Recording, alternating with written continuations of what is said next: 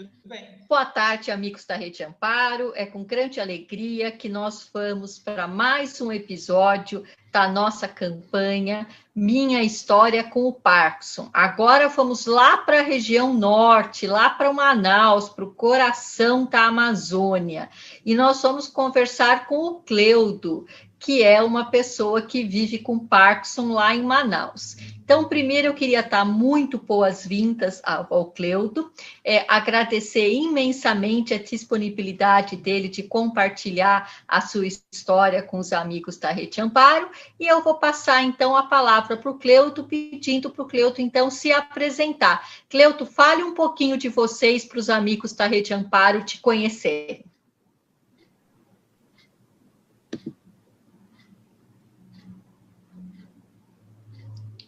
Eu não vou ver essa última fala. Conte um pouquinho de você, Cleudo. Pode falar que nós estamos te ouvindo. Pois é. Boa tarde para todos da Rede Amparo. Para mim é um privilégio, uma responsabilidade muito grande estar aqui para falar com vocês. Confesso que não dormi direito e estava tremendo, ansioso pelo que aconteceu hoje à tarde, né? Até que eu sosseguei um pouquinho mais. Eu sou aqui, como foi falado, sou de Manaus, mesmo, Manaus, Amazonas, tenho 52 anos, sou casado, bem casado, né? E tenho 2 filhos, né? Um de 18 e outro de 20 anos também. Então, e sou pastor de profissão há quase 30 anos e estou aqui para participar com vocês desse momento agradável. Muito bem, Cleudo. E conte para nós, você é jovem, você recebeu o diagnóstico de Parkinson ainda jovem. Você se lembra desse dia, do dia que você recebeu o diagnóstico de doença de Parkinson? Eu lembro desse dia, porque foi uma manhã que eu não fui para a igreja, eu fui para o pronto-socorro para encontrar com a minha cunhada, que haviam conseguido uma consulta para mim com um neurocirurgião lá no pronto-socorro. Então, ele é uma pessoa, assim, um excelente profissional. E quando eu cheguei lá, eu conversei com ele, falei um pouco dos sintomas que eu estava sentindo, e ele me examinou rapidamente. E eu lembro quando ele falou para a secretária dele, sintomas de Parkinson. Aí, Parkinson, sintomas de Parkinson. Então, ele segurou no meu braço, eu não sei o que tem no braço, para identificar alguma coisa do Parkinson. Né? Ele, ouve aqui, ó. Aí ela confirmou com ele, né, que era a doença de Parkinson. Né? E aí foi uma situação bem delicada, né? Eu estava com a minha cunhada, falei para ela, mas ela me acalmou, né?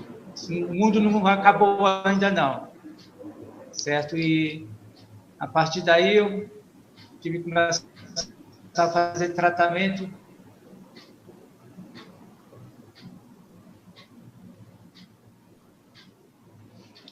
Eu ainda não estava, porque por volta de 2016 eu comecei a sentir alguns sintomas estranhos para mim.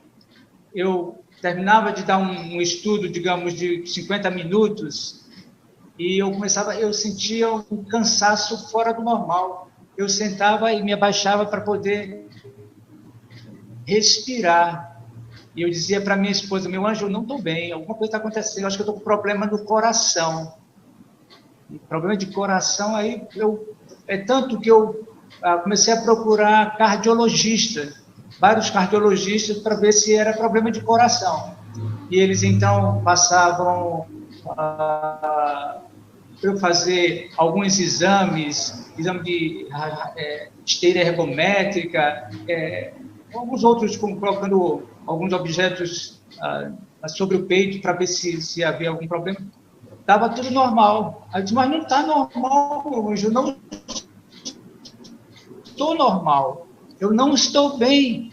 Assim, eu sinto diferente, mas eu não estou normal, eu não estou bem.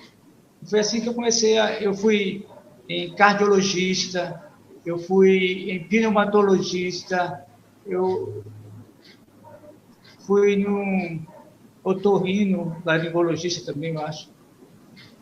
Fui em vários profissionais e todos eles diziam a mesma coisa: você pode ter qualquer outro problema, menos problema de coração. Então, as batidas normais, está tudo normal.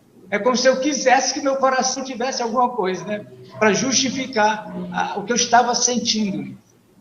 E até que nós fomos a uma outra clínica, eu e minha esposa, e todos eles faziam um exame em mim, é Parkinson, sem que eu falasse, né?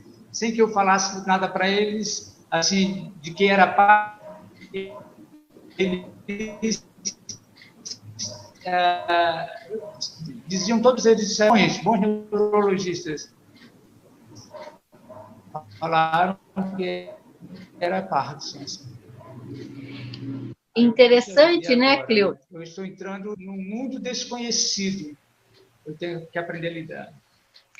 Uhum. É interessante, né, Cleuto? Porque, na verdade, o que levou você a procurar o diagnóstico foi essa sensação de cansaço, essa sensação de fadiga, né?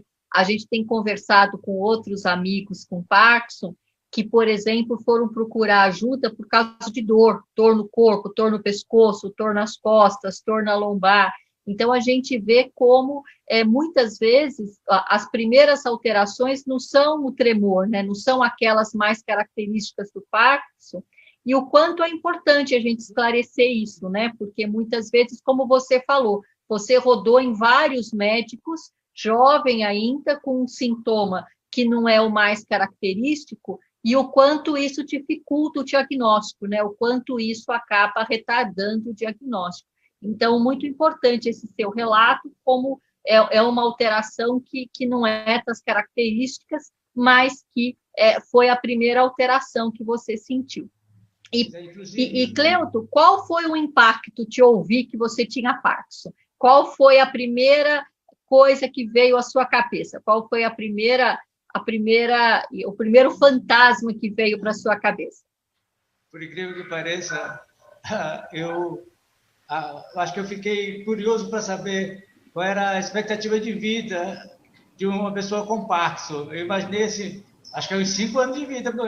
Eu só tenho 5 anos de vida agora, eu vou morrer.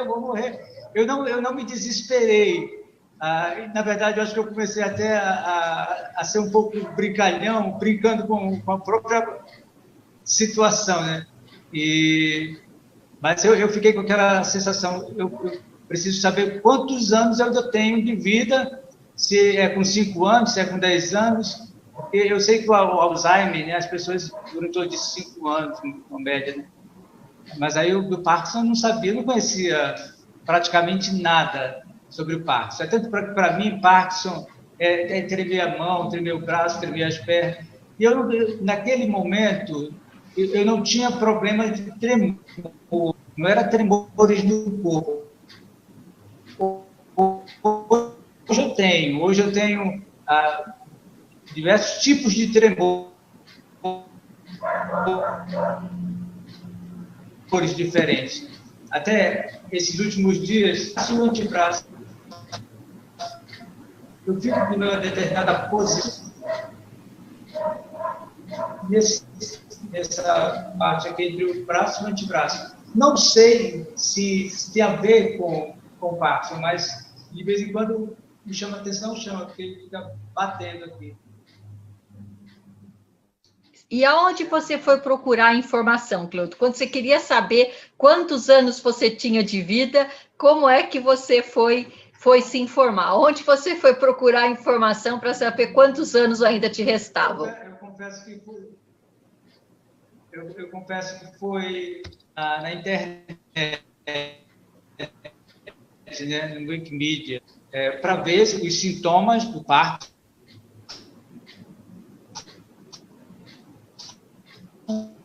que ele havia falado, e alguns que eu achei interessante é a questão do olfato.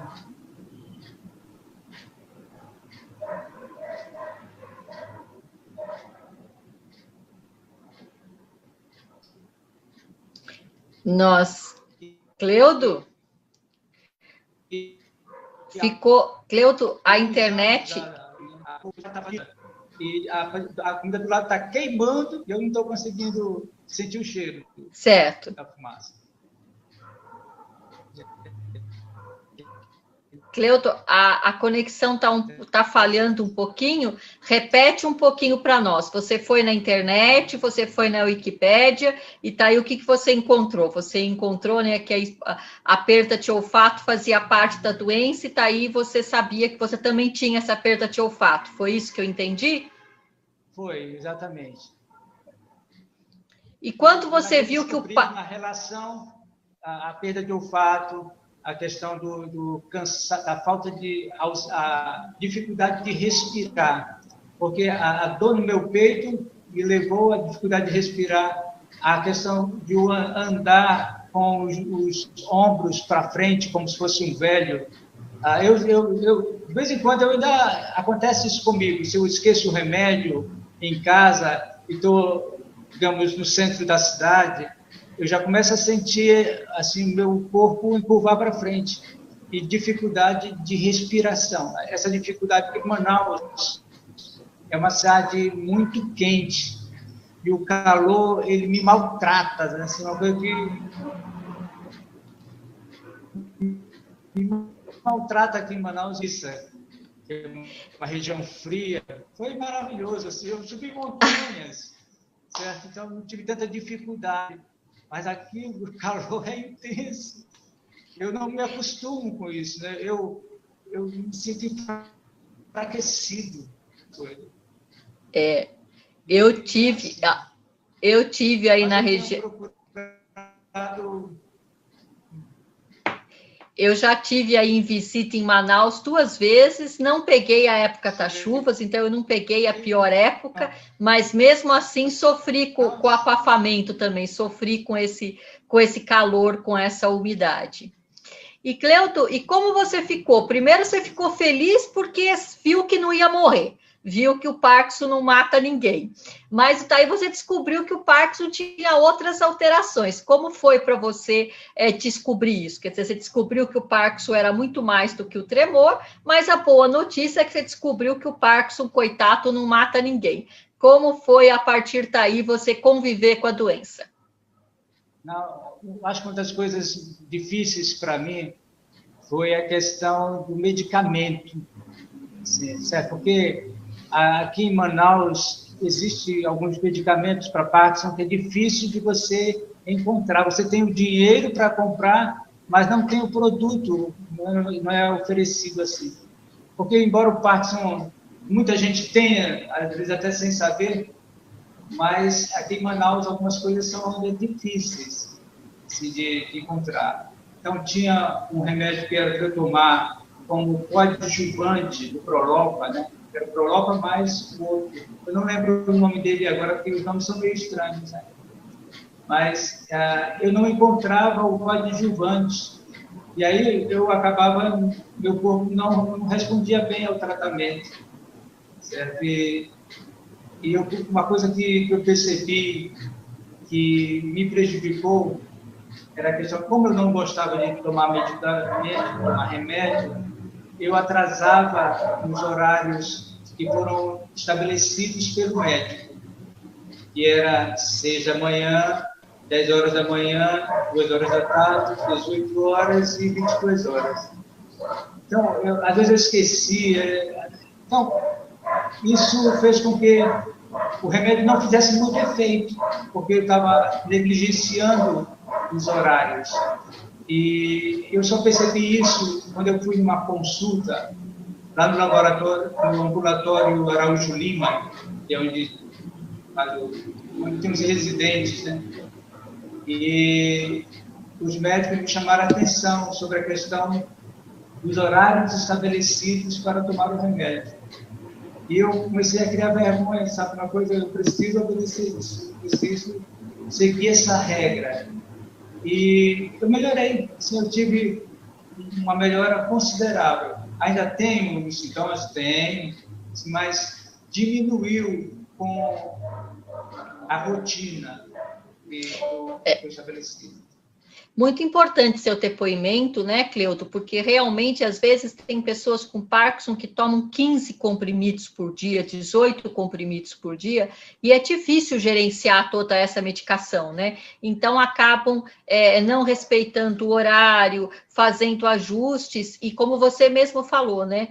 O quão é importante, quer dizer, o médico, ele tenta se esforçar ao máximo para encontrar a melhor combinação de medicação, mas você tem que fazer sua parte, que é se comprometer em tomar aquela medicação da forma correta, e se aquela forma não está funcionando para você, ao invés de mexer nela sozinho, ir lá e falar para o médico, falar, olha, não está funcionando, o intervalo está muito grande, o intervalo está muito pequeno, eu não consigo acordar às 6 da manhã para tomar a medicação, mas não fazer essas mudanças por conta própria, mas levar isso para o médico e discutir com ele.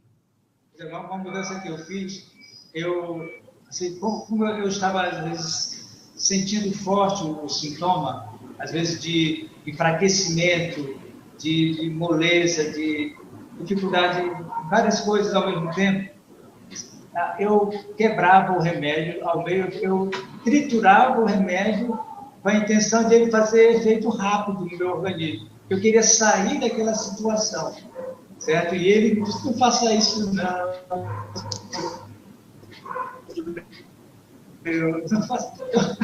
Eu fiquei com vergonha de ter. Mas foi bom ter dito, porque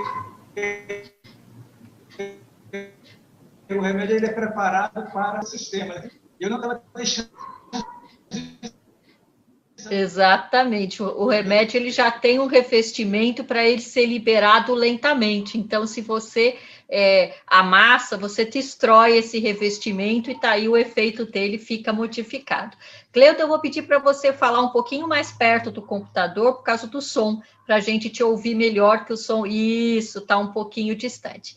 E Cleuto, e como foi compartilhar com a sua família, você tinha filhos jovens ainda, com a sua esposa, com a sua família, que você tinha Parkinson. Qual foi a reação deles quando souberam que você tinha Parkinson? Eles também ficaram assustados? Praticamente, não apenas eles, mas outras pessoas também, amigos.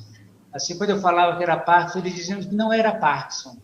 Assim, para não aceitar que era uma doença degenerativa, né? Porque há muito desconhecimento da doença, né? Então eles diziam, não, mas isso não é Parkinson, não. Só não toma um remédio, toma um remédio que eu estava assim mesmo. Se fosse tomar os remédios recomendados por eles, eu teria morrido de uma overdose. A forma deles te consolarem era negar o diagnóstico.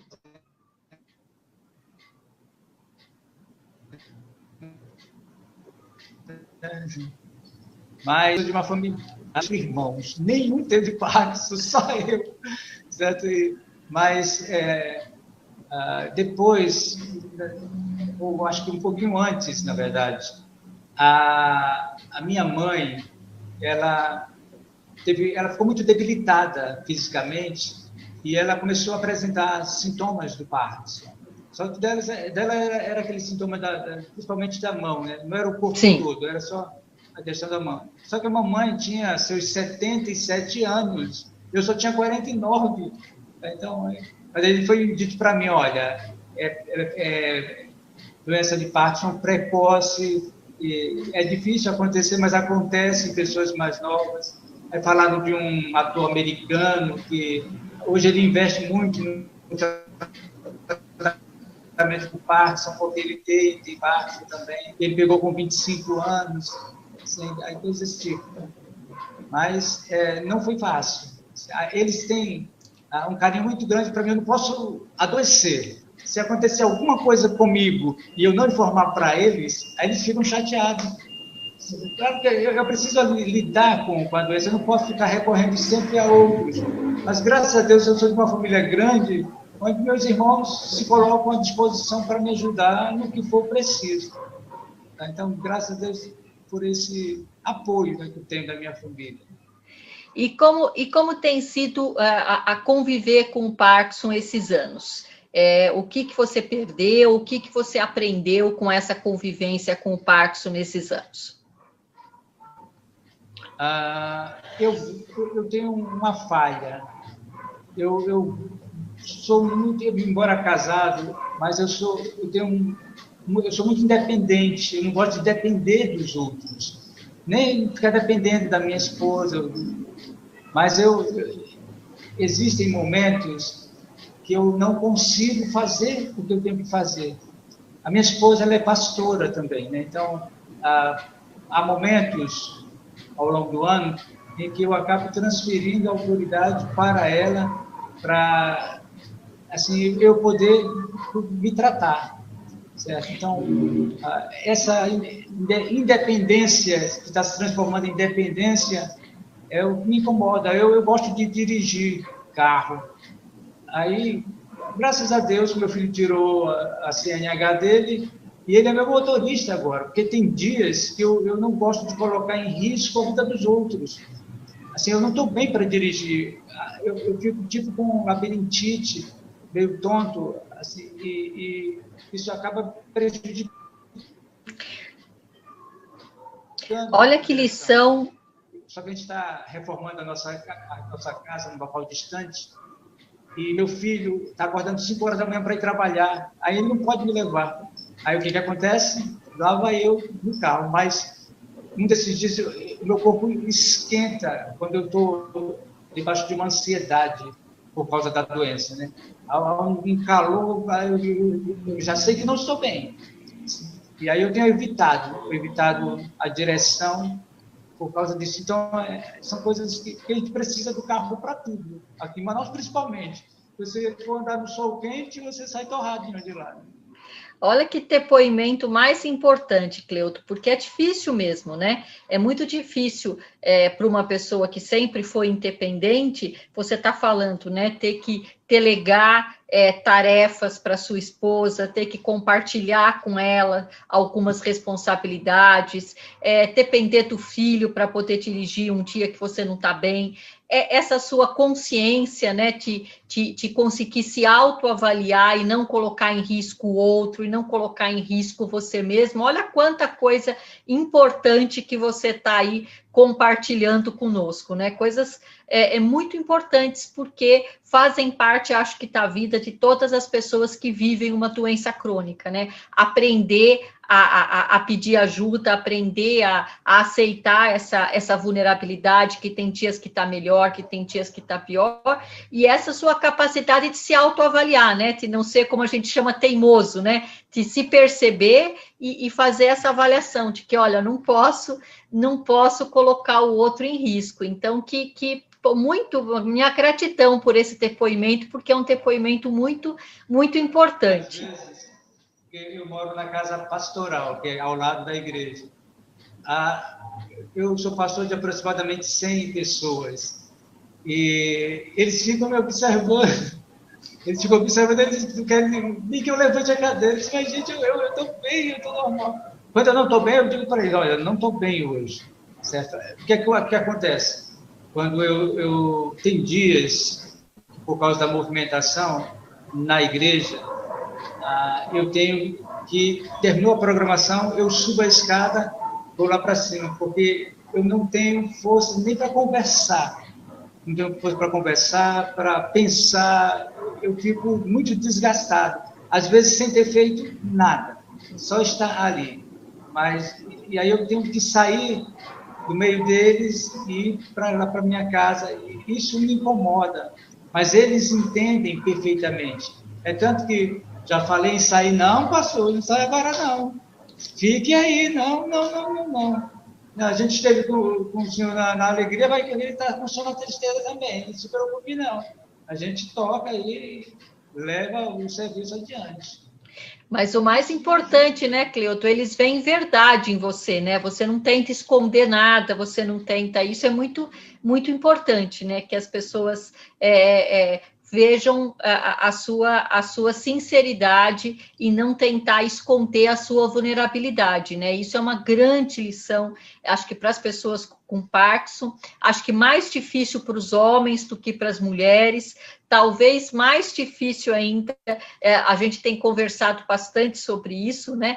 Conforme a cultura, conforme a região do Brasil, os homens são mais machões, né? São mais, eles têm mais a liderança da família, é mais difícil para eles dividirem essa liderança, então que bonito o seu depoimento, né? No sentido de você ser verdadeiro, ser sincero e ter aprendido, né, a não esconder essa vulnerabilidade que faz parte de todo mundo tem seus momentos vulneráveis, né? Então, parabéns por viver a sua doença de Parkinson com verdade, com transparência. A gente acredita que esse seja o caminho para você continuar conectado com as pessoas, né? Porque senão você vai se desconectando, né? Se você não quer que vejam a sua vulnerabilidade, você começa a se isolar, começa a se esconder, porque você não quer que te vejam vulnerável. E esse, no nosso entendimento, é o pior caminho, né?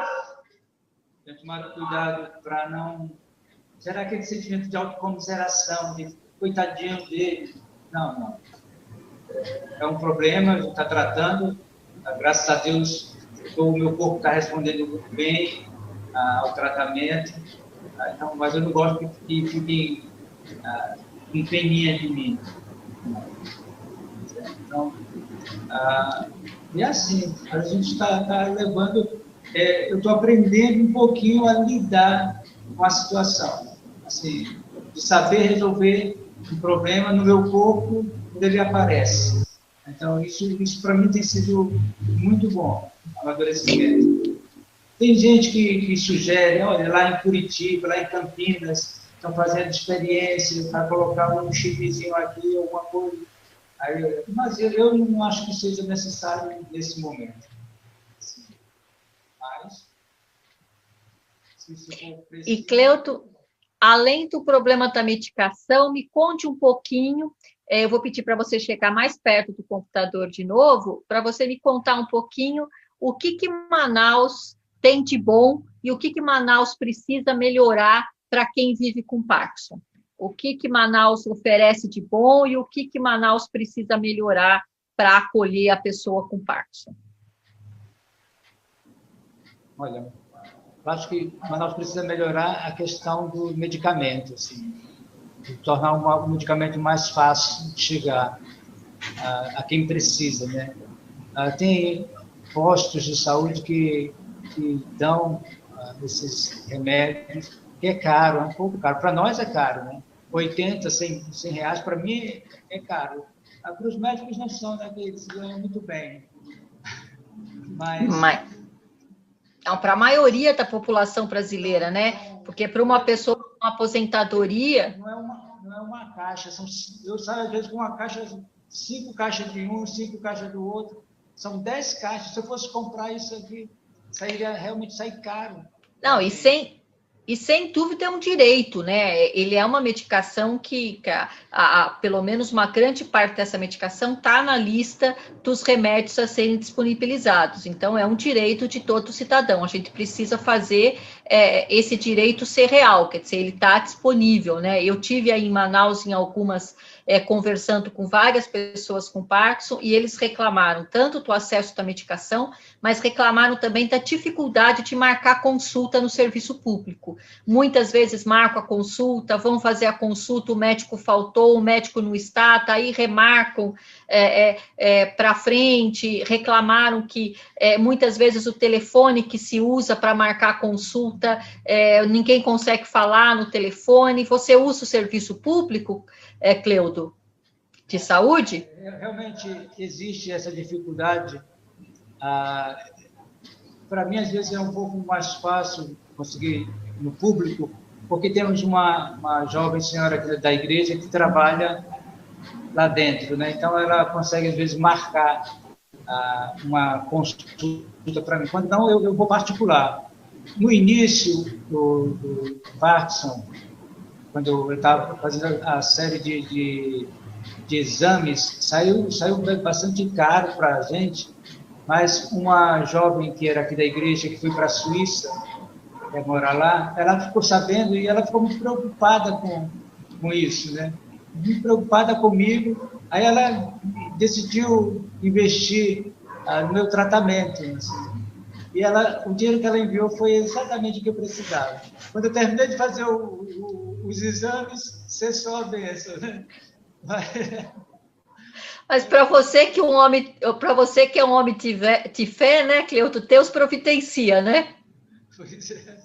Mas essa é uma dificuldade, eu acho que é um problema. Outro problema, as academias, elas não estão preparadas aqui em Manaus para receber um paciente que tenha que precisa fazer uma série de movimentos, de exercícios, né?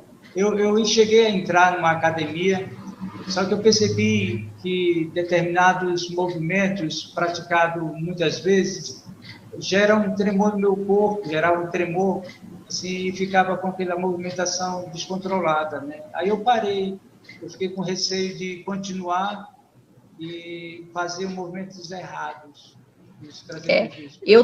Eu também, não só em Manaus, mas também em Belém do Pará, em Santarém, no Pará, como um todo, como também aí em Manaus, uma outra dificuldade foi ter acesso à fonoaudióloga para voz no serviço público, que era muito difícil, né? Em Belém do Pará, por exemplo, as fonoaudiólogas da rede pública não atendiam Parkinson. Em Manaus tem poucas fonoaudiólogas também da rede pública que atendem Parkinson. Você já procurou alguma fonoaudióloga? Você tem feito fonoaudiologia? Como tem sido para você? Eu procurei, na verdade, ela me procurou, né?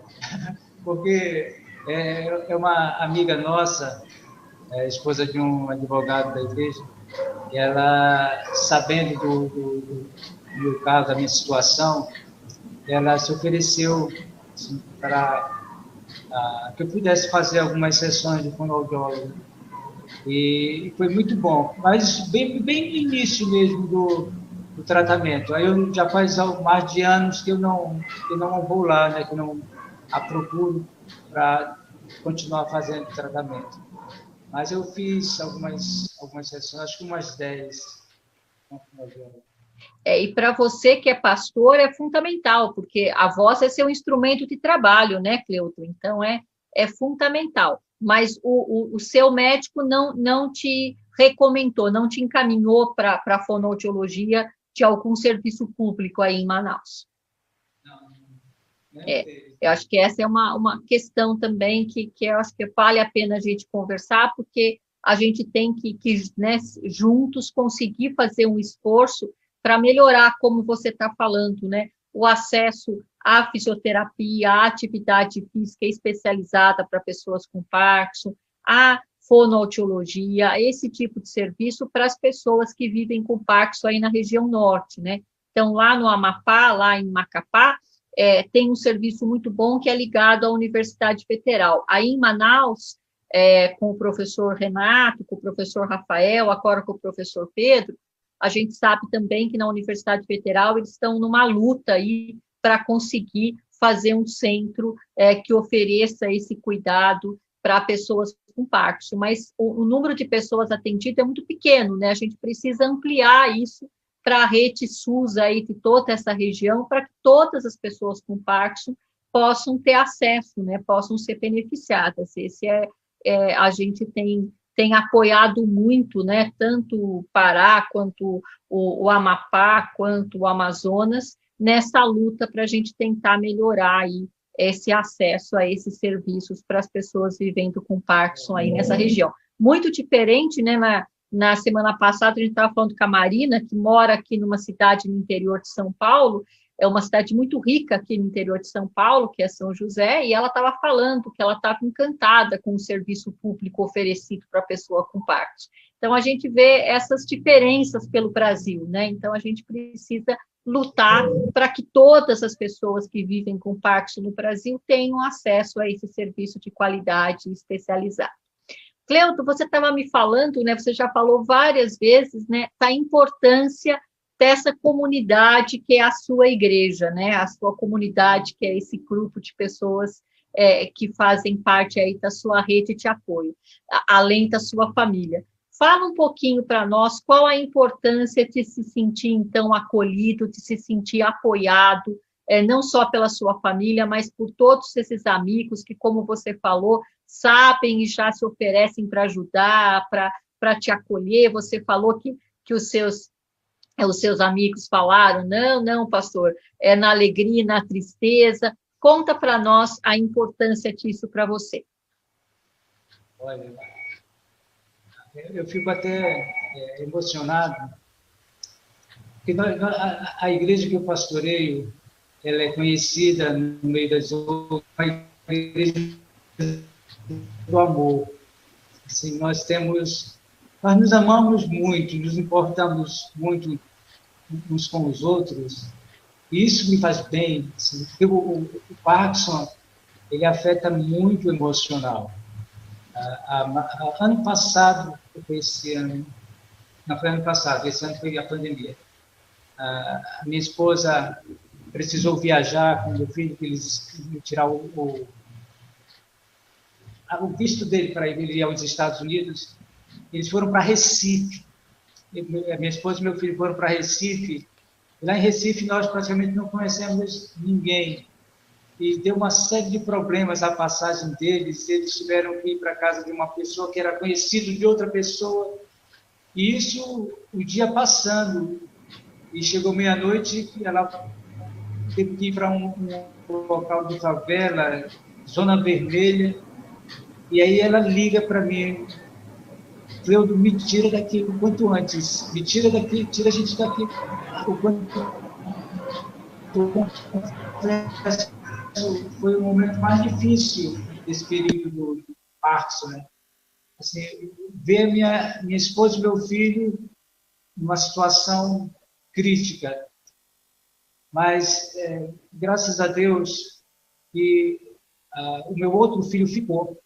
E a gente conseguiu comprar passagem para Fortaleza, porque Fortaleza é festa, né? Temos vários conhecidos, vários irmãos. Então, a gente, estando em Fortaleza, estaria como na nossa casa.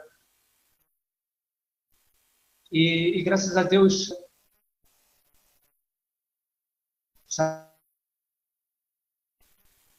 mas, assim, a igreja, ela está dentro de mim, assim. Eu sou apaixonado por isso. Nós estamos... chorei já muito, assim, porque a doença de Parkinson, eu imaginava que eu não ia pregar mais, que eu não ia mais dar estudo, que eu não ia mais participar. Eu era professor de seminário também, não ia mais poder ser professor de seminário, porque não estava conseguindo falar mais que 15 minutos. Então, várias coisas assim, vieram à minha mente, né? E uma sensação de morte. Ano passado, principalmente, e parte desse, como é que se chama? Que aconteceu no mundo todo, né? Do vírus, do Covid.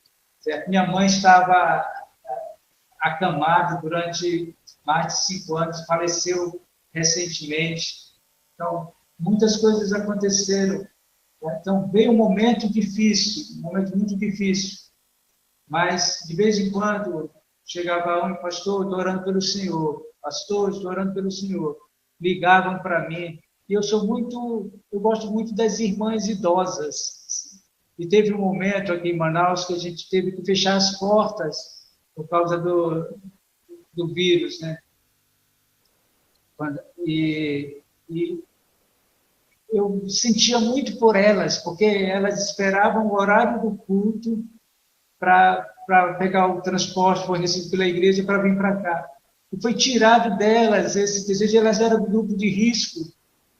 E aí, o que a gente faz? Sabe uma coisa? Vamos colocar uma caixa dentro do nosso carro e vamos para frente da casa delas. Eu peguei a ideia lá do Rio de Janeiro, né?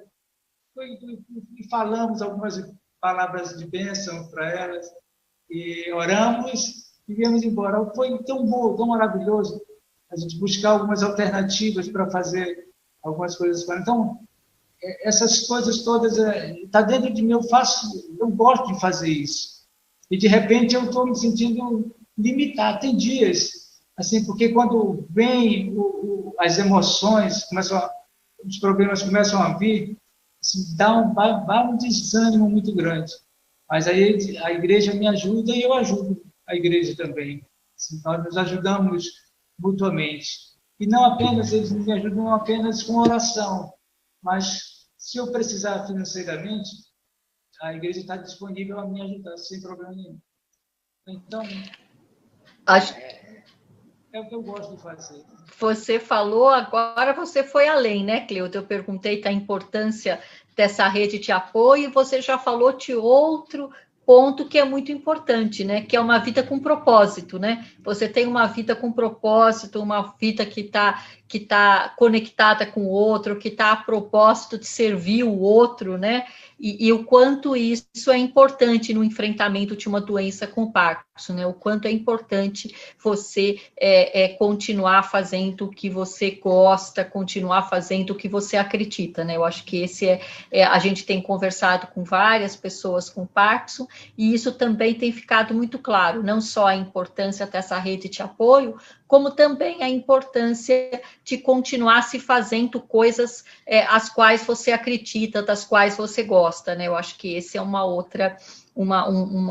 outro ponto que a gente tem notado que todas as pessoas ressaltam aí para viver bem com o Parkinson. Cleuton, você já falou então, né, de vários pontos que te ajudam a enfrentar a doença. Além da medicação, você tem feito mais algum tratamento para controlar os sintomas do Parkinson? Não. Só um Parkinson mesmo. Cheguei a fazer tratamento. Cheguei a ser orientado a procurar um psicólogo, na época que eu estava com as emoções mais afetadas, né? Mas eu não procurei mais psicólogo, não.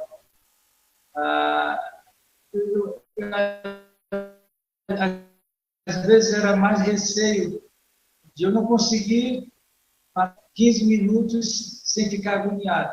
Eu estava preocupado de que hoje à tarde, na hora dessa entrevista, eu estivesse com o meu sorriso alterado, porque quando fica alterado, eu fico agoniado, sentado aqui, eu ia ter que ficar em pé, mexendo para lá, para cá.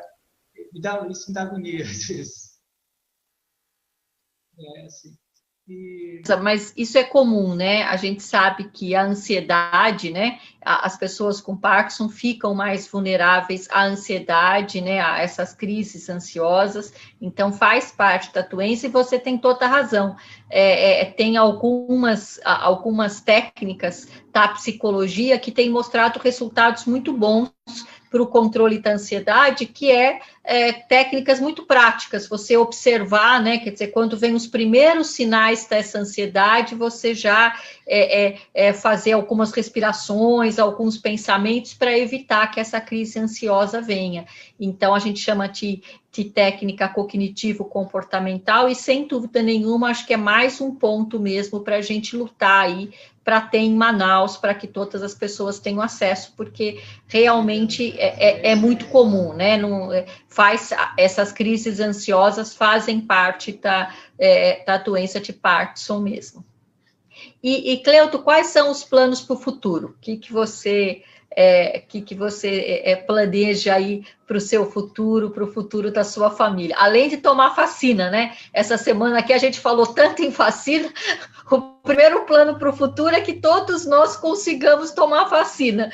Vacinados, quais são os planos para o futuro?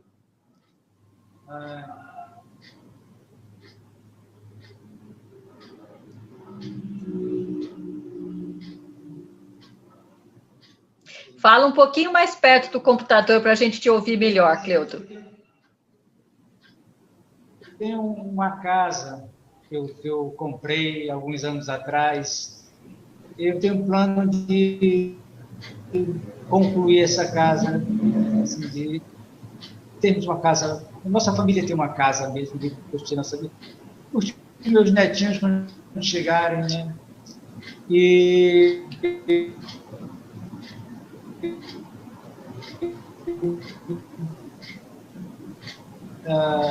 eu gostaria que Deus me desse a oportunidade de implantar uma outra igreja ainda. E nós implantamos uma em Boa Vista, assim que casamos, aí passamos 6 anos lá, viemos para Manaus, e estamos há 15 anos na igreja atual. E vamos começar o trabalho com crianças na Zona Vermelha, e lá a gente gostaria de implantar uma igreja, pensando no aspecto espiritual, mas social também, aquelas crianças, aqueles jovens dentro lá. Ô Cleuto, eu vou te pedir ajuda, então. Você ainda tem contato lá em Boa Vista? Nós não temos nenhuma pessoa com Parkinson para contar como é viver com Parkinson lá em Boa Vista. Vê se você ajuda, se os seus contatos na igreja ajudam a gente a encontrar uma pessoa. A gente não encontramos ainda nenhuma pessoa com Parkinson, nem em Rondônia, nem em Roraima, nem no Acre. Nos ajude aí nessa nossa missão de encontrar uma pessoa com Parkinson em cada estado brasileiro aí. Quem sabe que a sua rede de contatos na igreja você possa nos ajudar. Tá certo. É porque realmente no momento eu não consigo lembrar de ninguém, mas assim que eu souber alguma coisa, eu... Por favor, precisamos. A nosso propósito é esse. O nosso propósito é que a gente consiga ouvir pelo menos uma pessoa de cada estado brasileiro, para a gente poder ter esse panorama de como é viver com Parkinson em todo o Brasil. Vocês estavam à frente daquele... Porque eu assinei alguns documentos sobre medicamento para o paciente de Parkinson, que a SEMA, aqui em Manaus, começou a distribuir até. Foram vocês que deram... Então, nós, de uma forma geral, né, a gente já esteve... Marcos Rodrigues. Isso, a gente já teve, né, O doutor Marcos... a gente já teve lá... A gente já teve na Câmara dos Deputados, a gente já teve no Senado, a gente tem feito um esforço nacional, né, tentando se organizar aí politicamente para tentar melhorar a condição de saúde, né, do serviço de saúde para todas as pessoas vivendo com Parkinson aí no Brasil. E aí em Manaus, os nossos parceiros são da Universidade Federal do Amazonas, né, da UFAM, que tem, então, esse grupo de professores que são do curso de fisioterapia. O atual presidente, né, o atual coordenador do grupo de distúrbios de movimento da Academia Brasileira de Neurologia é aí de Manaus também. Então, todos têm feito um esforço no sentido de tentar melhorar as condições do serviço de saúde para as pessoas com Parkinson aí em Manaus, que a gente sabe que tem muito ainda para melhorar, né?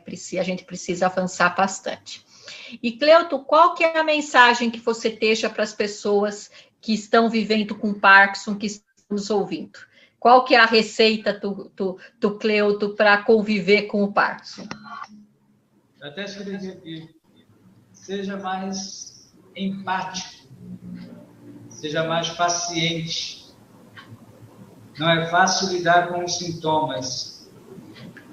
Então, as pessoas que não têm, que estão perto de quem tem um pouquinho mais de paciência, porque só quem tem os sintomas sabe como é difícil. Às vezes, as pessoas que estão fora pensam que a pessoa está querendo ludibriar, enganar, se safar dessa. Não, não é, né? Não é verdade isso. É muito difícil. É muito difícil, mas não é impossível. Viva um dia de cada vez. Assim, eu tenho a tendência de viver 10 dias à minha frente, né? Falei com você semana passada, pronto. Meu coração já está ansioso. Mas, que bom. Eu estou bem, eu estou muito bem agora. Mas, de madrugada, meu corpo estava tremendo. Mas é assim mesmo. E olha que eu vivo com pessoas, né? Foi o que eu te falei, Cleuto, nós estamos entre amigos, né? Todo mundo aqui, eu não tenho Parkinson, mas eu estudo, eu convivo com pessoas com Parkinson desde 1993. Então, o Parkinson é um velho conhecido para mim, o Parkinson é um velho conhecido para mim. E as pessoas que estão nos ouvindo, os amigos aqui da Rede Amparo, todos eles ou convivem com a doença, ou tem alguém próximo que conviva com a doença, então nós estamos entre amigos. Todos somos bem conhecidos do Parkinson, então eu tinha certeza que você ia se sentir à vontade aqui conversando conosco. E, Cleuto, eu acho que você tocou num ponto muito importante que eu queria aproveitar para comentar, porque como o Parkinson, ele depende da absorção da dopamina, ele tem essas flutuações, a gente chama de flutuações. Então, tem hora que a pessoa parece que não tem nada, que ela está ótima, parece que não tem a doença, e tem hora que ela está muito debilitada. E muitas vezes as pessoas que conhecem pouco, ou mesmo os familiares, acham que isso depende da vontade da pessoa. Aí, quanto ele quer, ele faz. Quanto ele quer, ele consegue. Quanto ele quer, ele faz sozinho. E isso é uma injustiça, porque tem que entender que ela tem uma flutuação que é característica da doença e que, conforme ela vai progredindo, essa flutuação fica uma montanha-russa, ela fica mais intensa. Mas as pessoas, muitas vezes, a gente ouve mesmo, a gente recebe paciente novo e a família fala, quando ele quer, ele faz tudo sozinho. É só ele querer que ele levanta sozinho da cama. Não, quando ele quer, ele faz isso. É porque é interessante, a gente está se sentindo ruim, tomou o remédio, aí leva um tempinho. Aí você sente quando o seu corpo está voltando ao normal. Eu sinto quando o meu corpo... Pronto, aí começa a falar, a brincar. Isso acontece mesmo, é fato. E realmente eu até já usei um púlpito para dizer, irmão, mas é assim que funciona o Parkinson. Aí às vezes eu vou subir aqui nessa plataforma ruim, e de repente vou melhorar. Para eles entenderem que não é, eu não estou me disfarçando. Não.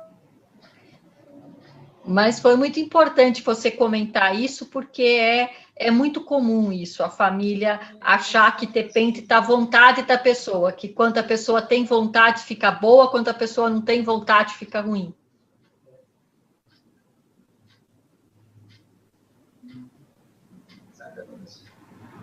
Agora, eu tenho vontade de encontrar pessoas de alguma rede social, pessoas com Parkinson, para a gente interagir, compartilhar as nossas experiências. Sinto falta disso.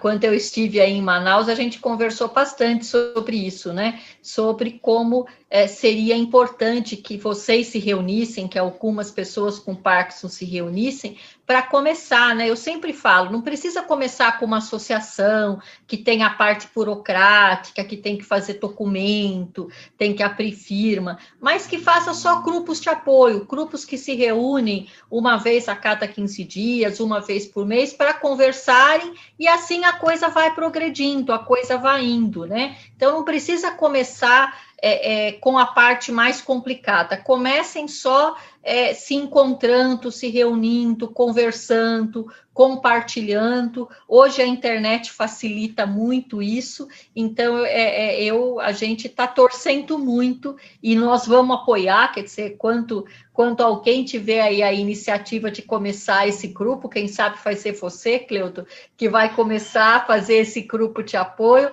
vai ter todo o apoio da Rede Amparo, e eu tenho certeza que vai ter todo o apoio da UFAM também, para poder fortalecer esse grupo, para poder ajudar esse grupo a florescer. A Rede Amparo, como surgiu essa rede, que propósito? Fale um pouquinho mais perto de novo, se aproxime um pouquinho do computador, que nós não estamos... A Rede Amparo, assim, qual o propósito, embora eu já sei ou saiba algumas coisas, mas queria ouvir um pouquinho de você. É. Então, a Rede Amparo, né, a gente começou em 2016, a Rede Amparo fez 4 anos agora, né, é um projeto da Universidade de São Paulo, ele é financiado pela FAPESP, a FAPESP que financia, ele é um projeto bem grande, ele não é um projeto só de Parkinson, ele está dentro de um projeto chamado Neuromate, mas qual era o nosso propósito? Como eu falei para você, eu comecei a estudar Parkinson em 93, no meu mestrado, e eu já tinha essa ideia de que a gente precisava fazer alguma coisa. Você tem associações muito fortes pelo Brasil, mas muito pouco conectadas, né? Então, eu queria fazer alguma coisa que conectasse, que unisse as pessoas com Parkinson em todo o Brasil. Então, o propósito da Rede Amparo é esse, é que a gente consiga, então, juntar as pessoas, tanto as pessoas com Parkinson, quanto os seus familiares, quanto os seus amigos, quanto os profissionais interessados na doença, como também os pesquisadores interessados na doença, todos para a gente construir, então, uma melhor qualidade de vida para as pessoas vivendo com Parkinson no Brasil. Então, esse é o propósito da Rede Amparo. Nós, além de todo o programa de educação, né, a gente tem hoje mais de 70 palestras que estão aí no site, a gente tem disponibilizado exercício para voz, você que não está fazendo fonoaudiologia ainda, procura lá que vai ter, nós temos pelo menos 3 fonoaudiólogas diferentes, tem uma de São Paulo, tem uma de Minas Gerais e tem uma de Porto Alegre, então tem exercícios diferentes de fonoaudiólogas, de fisioterapia, orientação da enfermagem, da terapia ocupacional, tem da psicologia. Então, a gente oferece, né, exatamente para essas pessoas que ainda não têm acesso a um serviço presencial, a gente oferece todos essa educação. E eu estava, né, durante esses anos, eu tive viajando. Quando eu falo para você que eu já tive 2 vezes aí em Manaus, eu tive em Macapá, eu tive em Santarém, eu tive em Belém do Pará, porque eu estava viajando pelo Brasil, reunindo pessoas com Parkinson para conversar exatamente como a gente está conversando aqui hoje, sobre como é viver com a doença em diferentes cidades do Brasil. Daí a pandemia chegou, eu tive que interromper as minhas viagens, né? A gente chama de caravana da Rede Amparo, eu tive que interromper a caravana da Rede Amparo, e daí a gente foi se adaptando. Então, a gente está tentando agora resgatar essa possibilidade da gente estar mostrando como é viver com Parkinson em todo o Brasil, por meio desses bate-papos que a gente teve o prazer de receber você aqui hoje, né? Então, a gente fica lá, eu estava em cima do professor Renato, não precisa ter alguém de Manaus, Renato, consegue para nós alguém de Manaus, do jeito que eu estou pedindo para você ajudar a gente a encontrar alguém lá em Vila Velha. Então, a gente tem contato com a ajuda aí de todos os parceiros para a gente cumprir nossa meta, para que você, por exemplo, possa saber como é viver com Parkinson lá no Rio Grande do Sul, que é uma outra realidade, e que eles saibam como é viver com Parkinson em Manaus, para que a gente se sinta mais unidos, mais conectados. Então, esse é o propósito da Rede Amparo, a gente conectar pessoas do Brasil todo para tentar lutar, para tentar melhorar a qualidade de vida, então, das pessoas com Parkinson. Então, é um prazer poder receber você aqui, representando aí o estado do Amazonas. A gente teve uma outra amiga de Coari, eu acho. É Coari que fala? Coari? Coari. Que também se disponibilizou a compartilhar a sua história, mas que a gente acabou ainda não conseguindo contato com ela. Então, se ela estiver nos ouvindo, até eu vou pedir para ela retornar aqui o contato, para que a gente possa ter mais gente aí do Amazonas contando como é viver com Parkinson, não só aí em Manaus, que é a capital, mas também aí nesse interior do Amazonas, né? Como é viver com Parkinson aí nessas regiões mais periféricas, menos urbanizadas, né? Então, esse é o nosso propósito e a gente está muito feliz de ter podido contar com o seu depoimento. Legal. Quer dizer que o Roberto Renato coleta.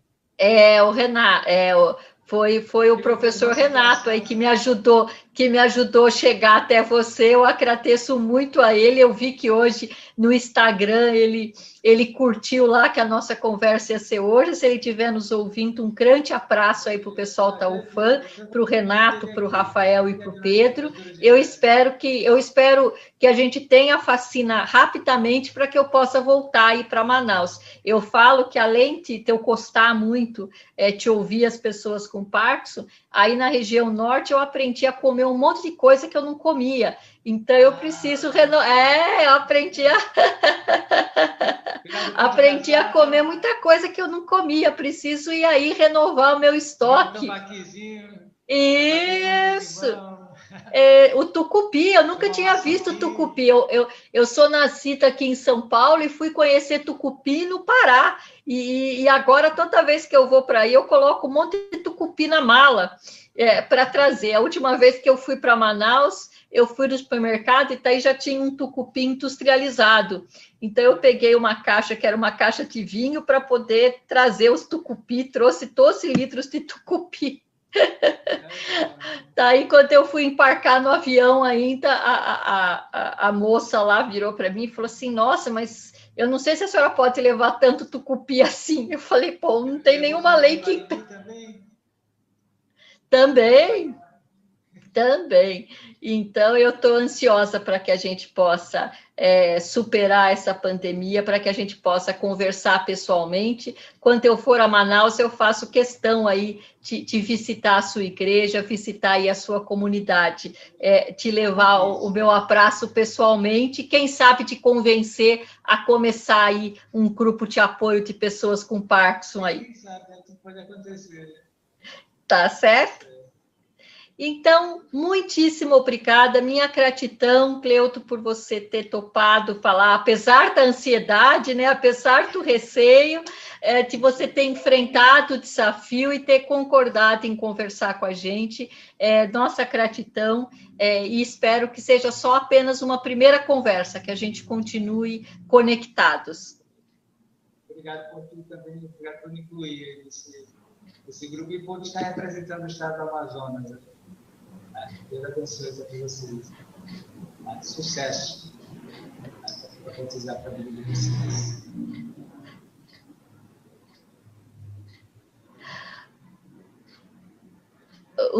Um grande abraço, Cleuto. Um grande abraço para você e para toda a sua família e para todos os irmãos aí da sua igreja. Um grande abraço. Um abraço, querido.